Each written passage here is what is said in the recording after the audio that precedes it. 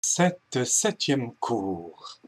Rappelez-vous, le Benoni a pour problème de ne pas voir la réalisation de son travail, de la transformation.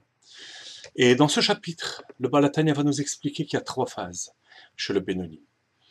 J'anticipe un petit peu sur le texte pour que vous puissiez voir clair.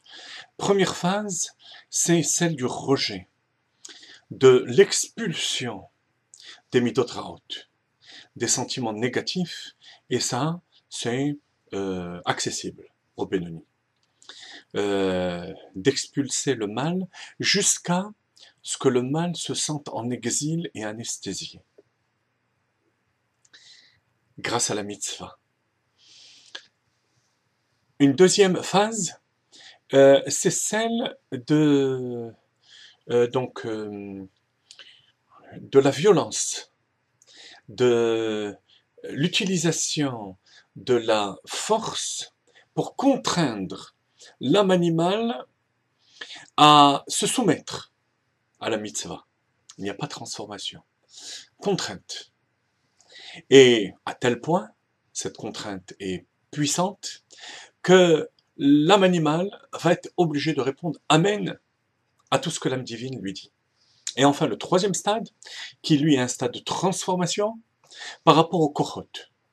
Le potentiel, la faculté motrice du corps, de l'âme animale, ainsi que de la faculté d'action de l'âme divine, elles vont se consumer, rappelez-vous, comme l'huile dans le feu.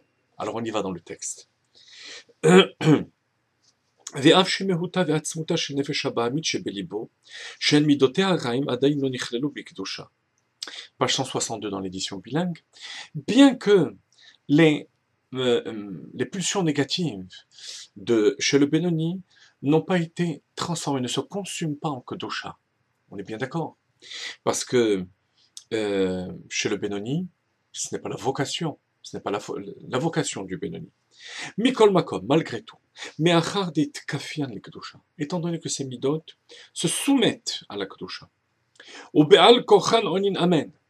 Et qu'elles répondent amen contre leur gré. Et plus que cela, au maskimin. Et elles sont en accord parce qu'elles n'ont pas le choix. Au mitratzin. Et plus que cela, elles acceptent la domination de l'âme divine, les asiyata mitzvah, au moins pendant le temps de cette mitzvah,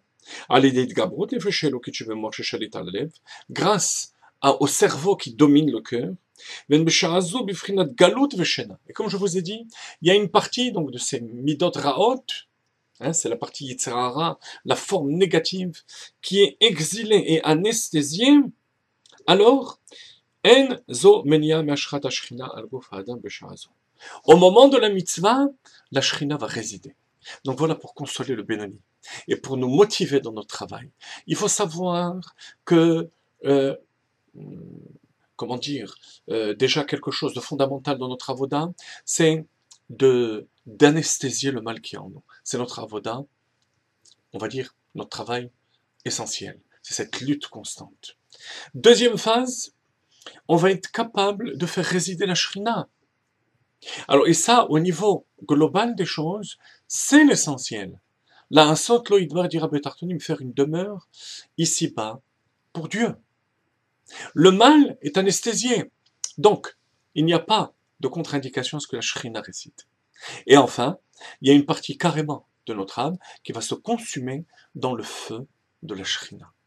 Donc, on a dans la vie du Benoni, alors bien sûr, pour chaque mitzvah, mais ce sont 3 phases qu'on retrouve toute sa vie. Rejeter le mal, jusqu'à ce que ce mal soit exilé de sa personne. C'est la phase donc la plus basse. Ensuite, faire résider la shrina sur notre âme, sur notre corps, dans le monde. Et enfin, une partie de notre âme qui va se consumer, s'annuler dans la flamme divine. Voilà le projet du travail du Benoni sur terre.